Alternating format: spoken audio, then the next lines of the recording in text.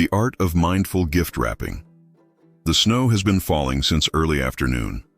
Not the rushed, aggressive kind of snow that demands your attention, but the gentle, persistent sort that settles like a whisper on the windowsill.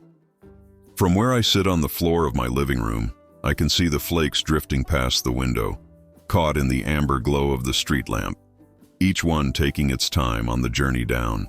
Inside, the house is warm. The kind of warm that makes you want to sink into yourself, to move slowly, to let time stretch and soften at its edges. I've lit a fire in the fireplace and it crackles quietly, sending occasional sparks up the chimney. The smell of burning wood mingles with something else, pine sharp and clean from the fresh bough I've laid across the mantel, and the faint citrus and spice of dried orange slices I prepared last week, now arranged in a small wooden bowl on the side table. I've been looking forward to this afternoon for days, not with the anxious anticipation that sometimes accompanies holiday preparations, but with something quieter, something that feels like relief. Because today, I'm wrapping gifts, and I'm going to do it slowly, deliberately, as an act of love rather than a task to check off a list. The coffee table in front of me has been transformed into a landscape of textures and colors. Rolls of wrapping paper lean against the sofa's edge, some patterned with delicate winter branches, others a deep forest green, and one in soft cream with tiny gold stars scattered across it like constellations. There are spools of ribbon, burgundy velvet, natural jute twine, and a silvery gray satin that catches the firelight when I move it. I've gathered scissors with clean, sharp blades that make a satisfying snip through paper. A roll of tape that, despite my best intentions, will probably give me trouble at some point. And my collection of small embellishments. Those dried orange slices, thin and translucent as stained glass, sprigs of fresh pine that I clipped from the tree in the backyard, a few cinnamon sticks bound with thread, small pine cones still holding their shape. Everything is ready. The gifts themselves are stacked carefully to my right, each one chosen with care over the past several weeks. A book, a sweater, a small ceramic bowl, a framed photograph. Other treasures, each one connected to a person I love, each one holding a story. And that's what today is really about. Not the paper or the ribbons, though those matter. Not even the gifts themselves, though they matter too. Today is about the space between intention and action. It's about taking something ordinary, wrapping a present, and transforming it into something meditative. A ritual. A way of saying without words that the people in my life are worth my time, my attention, my care. I take a breath and settle myself more comfortably on the floor, adjusting the cushion beneath me. My cat, Mabel, who has been observing from her perch on the armchair, decides that now is the time to join me. She stretches, long and luxurious, and then leaps down with a soft thud, padding over to investigate this new arrangement of interesting objects. I stroke her head, feeling the rumble of her purr beneath my palm, and she circles twice before settling just close enough that I know she'll be in the way eventually. The first gift sits before me. It's for my oldest friend, Elena, the one who has known me since we were both 8 years old with scraped knees and big dreams. The gift is a novel, not just any novel, but one I know she'll love. I found it in a small bookshop last month, tucked on a shelf in the poetry section where it had no business being. But that's how the best discoveries happen, isn't it? When you're not looking for them. I select the cream paper with the gold stars for Elena's gift. The paper feels smooth and substantial under my fingers, with just the slightest tooth to its surface. I unroll it carefully, listening to the soft rustle it makes, a sound like distant wind through dry leaves. There's something deeply satisfying about that sound, something that speaks to preparation and possibility. I lay the book in the center of the paper, measuring by sight first, then adjusting. My grandmother taught me to wrap gifts when I was young, and one of the things she always said was that good wrapping starts with the right amount of paper. Too much and you end up with bulky, awkward folds. Too little and you're scrambling, trying to stretch paper that won't quite reach. The scissors are cool in my hand as I make the first cut. The blades glide through the paper with a crisp, clean sound. that distinctive snip-snip that's somehow both sharp and soft at once. I cut along the edge I've measured, and the paper falls away, leaving me with the perfect rectangle. Now comes the part that requires attention. I center the book on the paper, then bring one long edge up and over, creasing it gently against the book's spine. The paper folds with a satisfying precision, and I can feel myself slowing down even more, can feel my breathing begin to match the pace of my hands. The fire pops quietly. The snow continues to fall. Mabel's purr is a steady drone of contentment. I remember the first time Elena and I met. We were assigned to be partners for a project about butterflies in 3rd grade. I was shy, awkward, still figuring out how to navigate the complicated social structures of elementary school. Elena was bold, funny, always ready with a joke or a kind word. She chose me not because I was popular or interesting, but because, as she told me years later, I looked like I needed a friend. And she was right. I did need a friend. And for over 20 years now, she's been exactly that. Through middle school drama and high school heartbreak, through college adventures and first jobs and failed relationships and new beginnings, through the death of my father and her mother's illness, through celebrations and sorrows, ordinary Tuesdays and extraordinary Saturdays. I fold the second long edge of paper over the first, making sure it overlaps evenly. This is where many people rush, but I don't. I take my time, adjusting until the seam runs perfectly along the center of the book's spine. Then I reach for the tape. The tape. I pull the dispenser toward me, and for a moment, everything is fine. I find the edge, pull gently, and a clean piece of tape extends toward me. I cut it with the serrated edge of the dispenser, that satisfying little rip, and press it carefully along the seam of paper. Perfect. I reach for another piece. This time, the tape has other ideas. The end curls back on itself, sticking to the roll rather than extending outward. I try to find it again, running my finger along the edge of the tape, but it eludes me. When I finally grasp what I think is the edge and pull, the tape rips at an odd angle, leaving me with a twisted, sticky mess. I pause, take a breath, smile a little at my own frustration. This is the test, isn't it? The small annoyances that threaten to pull us out of our intentional pace, out of our mindful state. The tape that won't cooperate, the paper that tears unexpectedly, the ribbon that refuses to curl. These moments ask us whether we're going to let frustration take root, or whether we're going to meet them with patience and even perhaps a bit of humor. I set the dispenser down and carefully, methodically, find the edge of the tape again. I pull gently, slowly, and this time it cooperates. I cut a clean piece and apply it to the second part of the seam. Then another piece, and another. Each one placed with care, pressed down firmly with my thumb. Now for the ends. This is where wrapping becomes something close to art. I fold the excess paper at one end of the book inward, creating a triangle on each side. The paper resists slightly. It's thick enough to hold its shape, but not so thick that it won't fold, and I crease the edges sharply between my thumb and forefinger. Then I fold the triangular flaps up and over, bringing them together to form a neat flat envelope at the end of the package. More tape. This time it behaves. I secure the folded ends and then repeat the process on the other side of the book. When I'm done, I sit back and look at what I've created. The package is simple but elegant. The cream paper glows softly in the firelight, and the tiny gold stars scattered across it seem to wink. I run my hand over its surface, feeling the smooth planes and crisp edges, but it's not finished. Not quite. I select a length of the burgundy velvet ribbon, measuring it by holding it across the package and allowing enough for a bow. The velvet is soft, almost liquid in texture, and the deep red color reminds me of winter berries and old library books. Both things Elena loves. I cut the ribbon and wrap it around the package, positioning it just off-center and tie it in a simple bow. The loops fall gracefully, and I fluff them slightly, adjusting until they're just right.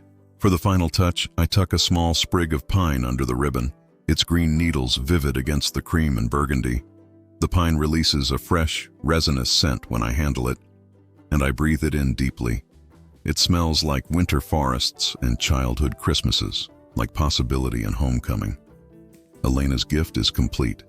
I set it carefully to my left, in a spot that's becoming the designated area for finished packages. Mabel, who has been watching this entire process with the focused attention of a predator, immediately reaches out one paw toward the ribbon. I gently redirect her, scratching under her chin until she forgets about the ribbon and begins to purr again. The second gift is next.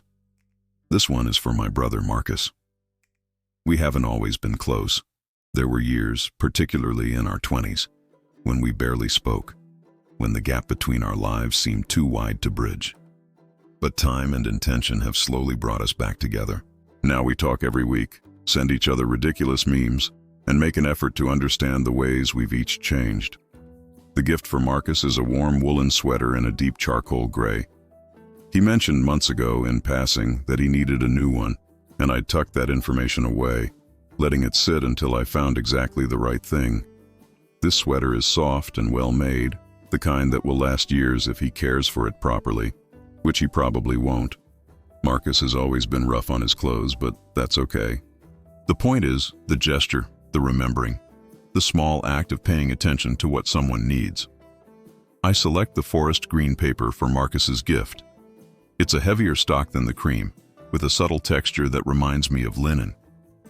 I unroll it across the floor, the paper making a deeper, more substantial rustle than the first.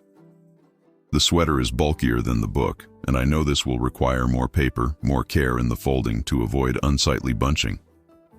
I lay the sweater, which I've folded into a neat rectangle, in the center of the paper.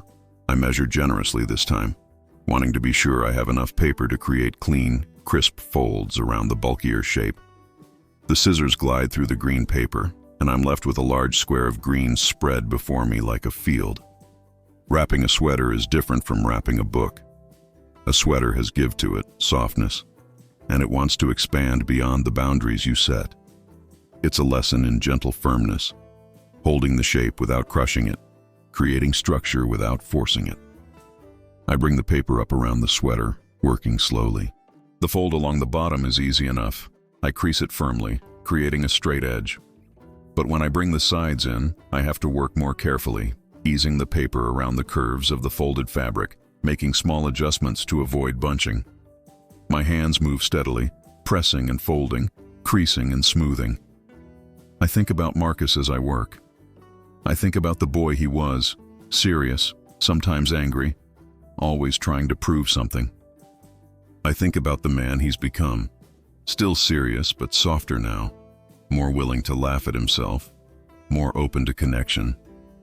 He works as a carpenter building beautiful furniture with his hands, and there's something in the way he talks about wood, the grain of it, the way it responds to patient shaping, that reminds me of this process I'm engaged in now. Both require attention. Both require respect for the material in your hands. Both transform the ordinary into something more. The corners are always the challenge with bulkier items. I fold each corner in on itself, creating triangular flaps, but the extra fabric of the sweater makes the corners rounder, less precise. I work patiently, creasing and adjusting, pressing with my palms to encourage the paper to lie flat. It's not perfect. There's a bit of bunching in one corner that I can't quite eliminate, but it's good. It's honest. It shows the care I've taken. I secure everything with tape, and this time the tape is almost cooperative. There's one moment where a piece sticks to itself, and I have to peel it carefully apart, but it's a minor rebellion, easily managed. The edges are folded now, neat hospital corners that my grandmother would approve of. There's a satisfaction in those sharp, clean lines, in the way the paper frames the gift inside. I run my hands over the package, smoothing out a small wrinkle, pressing the edges firmly one last time. For Marcus's gift, I choose the natural jute twine. It's rough and organic, very different from the soft velvet I used for Elena, but it suits him. I wrap the twine around the package twice, crisscrossing it over the top and tie it in a square knot. The contrast between the refined green paper and the rustic twine is striking, sophisticated but grounded, much like Marcus himself. I add a cinnamon stick under the twine, bound with a thin piece of thread. The cinnamon releases a warm, spicy scent, and I'm suddenly transported to our grandmother's kitchen, where she used to make apple pie every Sunday. Marcus and I would sit at the counter, sneaking bites of raw dough and waiting for the kitchen to fill with the smell of baking cinnamon and sugar. Those were the good times, before life got complicated, before we grew up and grew apart. Those were the times I'm remembering now as I wrap his gift. I set the package beside Elena's, and Mabel, who has been remarkably patient up to this point, decides that the jute twine is clearly a toy meant specifically for her. She reaches out, batting at the end of the twine where it dangles slightly over the edge of the package. The package shifts. I catch it before it can slide off my organized pile, and I can't help but laugh. "Mabel," I say, gently moving her paw away, "these are not for you." She looks at me with those inscrutable cat eyes, clearly disagreeing with my assessment. To a cat, everything is potentially for them. But I distract her with a piece of the discarded twine, tossing it a few feet away. She pounces on it with exaggerated hunter's precision, and I return to my work. The third gift is for someone newer to my life, but no less important. Daniel. We've been together for just over a year, and I'm still learning the maps of him. The contours of his thoughts, the landscape of his past, the small details that make him who he is. But what I do know, I know deeply. I know that he's kind, thoughtful in ways that surprise me. I know that he listens, truly listens, and remembers the small things I mention in passing. I know that when he laughs, really laughs, it's one of the best sounds in the world. The gift for Daniel is a vintage compass I found at an antique market. It's beautiful, brass that's been worn smooth with age, a glass face that's miraculously intact, and a needle that still points faithfully north. Daniel loves to hike, loves to be outdoors, and though he doesn't need a compass in any practical sense, he has his phone, GPS, all the modern conveniences. I thought he might appreciate this one for what it represents. Direction, tradition. The idea that we can find our way even when the path isn't clear. And maybe, in some small way, I'm saying that he's helped me find my direction too. That in this past year, I've felt less lost than I have in a long time. The compass is small, and I've found a small box to put it in, lined with soft felt. Wrapping a box is satisfying in its own way. All straight edges and right angles, everything cooperative and precise. I select the paper with the winter branches for this one, a pattern of delicate dark lines against pale gray. It feels sophisticated, understated, like Daniel himself. I measure the paper carefully, making sure I have enough to wrap around the box with a clean overlap. The scissors make their familiar snip, and I have my piece. I lay the box in the center and begin to fold, bringing the paper up and around, creasing each edge sharply. The box makes this easy. It wants to be wrapped, offers itself to the process willingly. As I fold, I think about the first time Daniel and I hiked together. It was early spring, the trails still muddy from snow melt, and I'd been nervous. Hiking wasn't really my thing, or at least I didn't think it was. I was more comfortable with books and coffee shops, with indoor spaces and predictable terrain. But he'd been patient, had let me set the pace, and hadn't made me feel self-conscious about stopping to catch my breath or about the fact that I was wearing entirely the wrong shoes. At one point, we'd stopped at an overlook, and he'd pointed out different peaks in the distance, telling me their names, their stories. And I'd realized that this was his way of showing me something he loved, of inviting me into his world. Just like I did when I took him to my favorite bookshop, or when I cooked him the meal my grandmother used to make. Love, I'm learning, is a series of small invitations. Come see what I see. Come understand what I understand. Come share this space with me. I secure the wrapped box with tape, and everything behaves beautifully. The corners are crisp, the seam is straight, and the paper lies flat and smooth. I allow myself a small moment of satisfaction. Sometimes things just work. For the ribbon, I choose the silver gray satin. It's elegant and cool, and it reminds me of winter mornings and quiet moments. I wrap it around the box, making sure it's centered, and then I tie a bow. But this bow wants to be more than simple. As I tie it, I experiment, creating loops, adjusting their size, trying to make something that feels special without being fussy. The ribbon resists me slightly. Satin is slippery, and it doesn't want to hold the shape I'm trying to create. One loop slips through my fingers just as I'm tightening the knot. and I have to start over. I take a breath, center myself, try again. This is the thing about ribbons. They require a certain surrender. You can't force them. You have to work with their nature, with what they want to do, and guide them gently toward the shape you envision. After a few tries, I managed to create a bow that's both elegant and slightly whimsical, with loops that fall in different directions, creating movement and interest. I tuck one of the dried orange slices under the ribbon, right where the knot sits in the center. The orange slice is thin and translucent, and when the light hits it just right, it glows amber and gold, like a little sun captured and preserved. It smells faintly citrusy still, with a hint of the spices I cooked it with, cloves and star anise. Daniel's gift is complete, and I set it carefully with the others. 3 packages now, each one different, each one reflecting the person it's meant for. Elena's cream and burgundy, sophisticated and warm. Marcus's green and twine, grounded and genuine. Daniel's gray and silver, elegant and hopeful. Mabel has returned from her adventure with the piece of twine and is now eyeing the ribbon on Daniel's gift with undisguised interest. I know what's coming. I can see it in the way she's positioned herself, in the slight wiggle of her hindquarters that always precedes a pounce. Mabel, no, I say, but it's too late. She launches herself at the gift, one paw outstretched toward the silver ribbon. The gift slides across the coffee table, and I lunge forward to catch it before it can tumble to the floor. My hand connects with the box, steadying it, just as Mabel makes contact with the ribbon. For a moment, we're all frozen, me, Mabel, the gift, in this awkward tableau of intervention. And then I laugh. I can't help it. Because of course this is happening. This is exactly what cats do. They see something interesting, something that moves and catches the light, and they simply cannot help themselves. It's instinct, pure and unfiltered. I gently disentangle Mabel's claws from the ribbon, being careful not to pull too hard and undo all my careful bow tying. She protests with a soft meow that clearly communicates her displeasure at being thwarted, but I distract her by draping a piece of discarded ribbon on the floor near her. She immediately forgets about Daniel's gift and attacks the loose ribbon with enthusiastic vigor. Crisis averted, I return to my organized chaos. The coffee table is beginning to look like the site of a small, very civilized craft explosion. There are scraps of paper scattered around, pieces of ribbon in various lengths, a small pile of pine needles that have fallen from the sprigs I've been handling.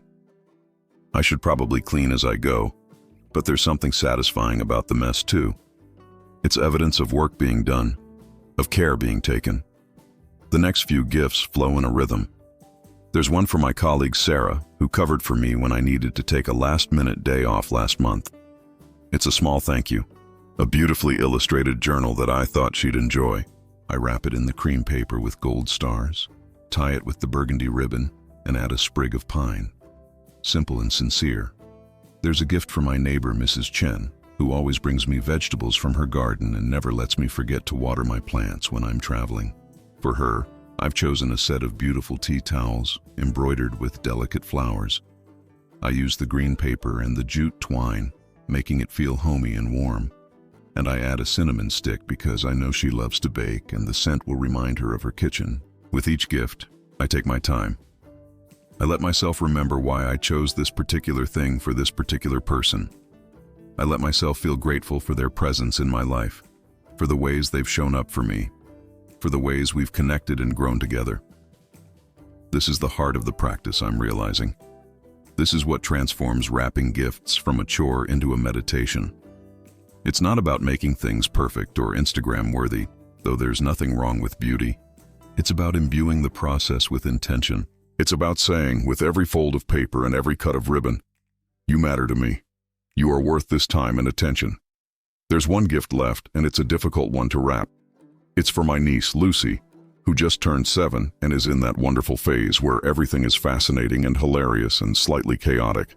I've bought her an astronomy kit, a telescope, and a guide to the night sky because she recently became obsessed with stars and planets and keeps asking questions I don't know how to answer. The problem is that the telescope, even in its box, is oddly shaped. It's long and cylindrical at one end, but the box widens at the other end where all the accessories are packed. No matter which way I turn it, No matter how I angle the paper, it's not going to wrap neatly.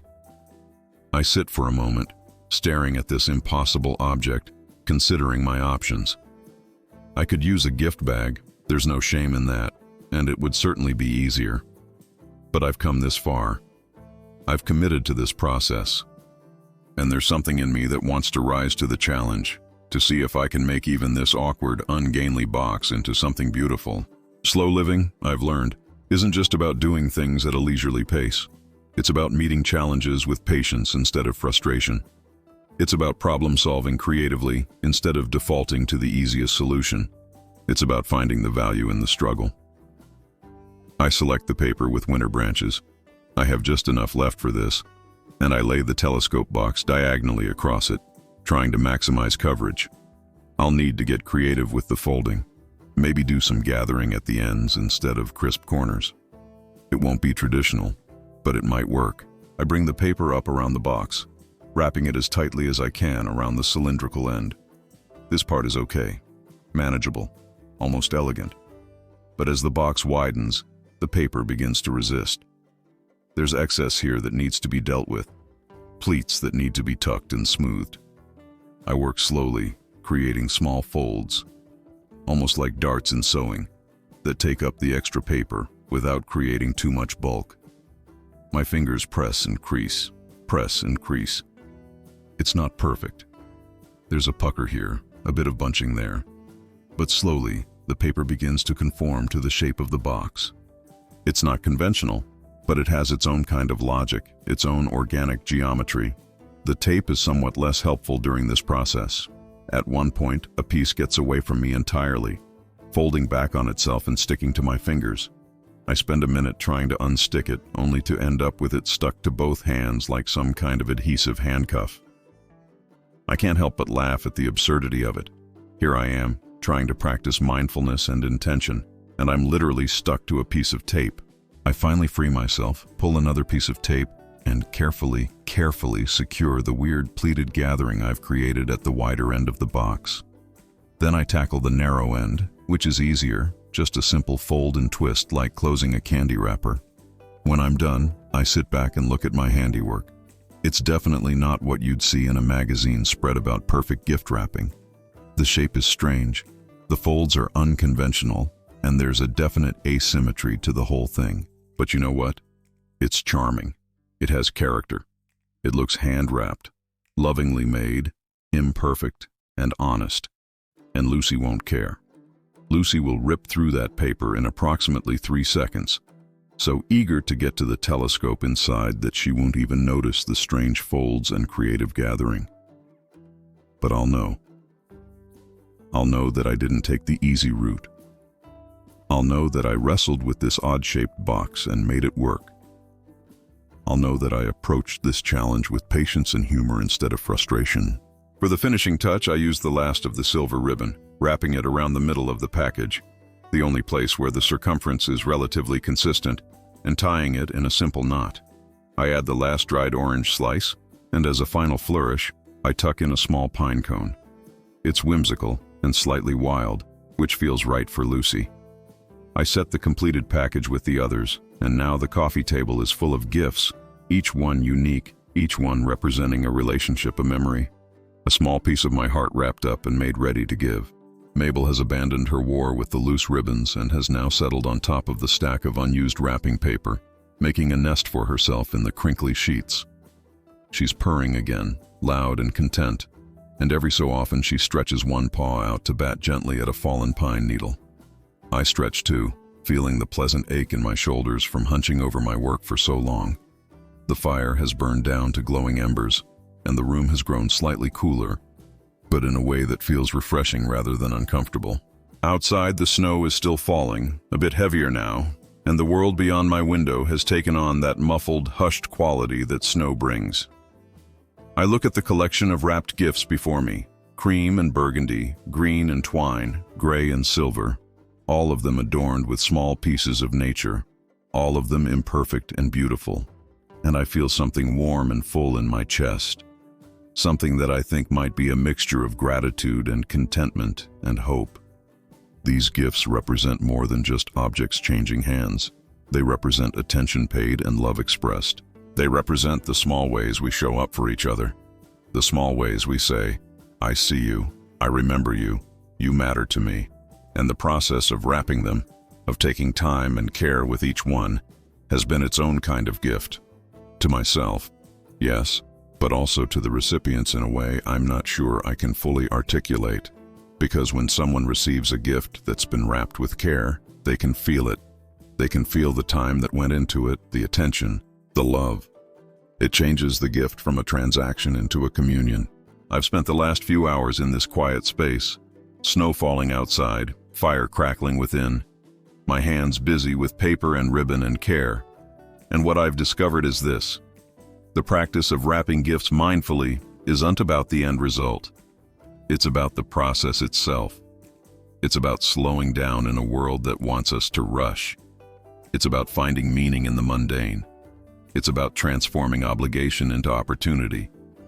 It's about choosing, over and over again, to meet life with intention and attention.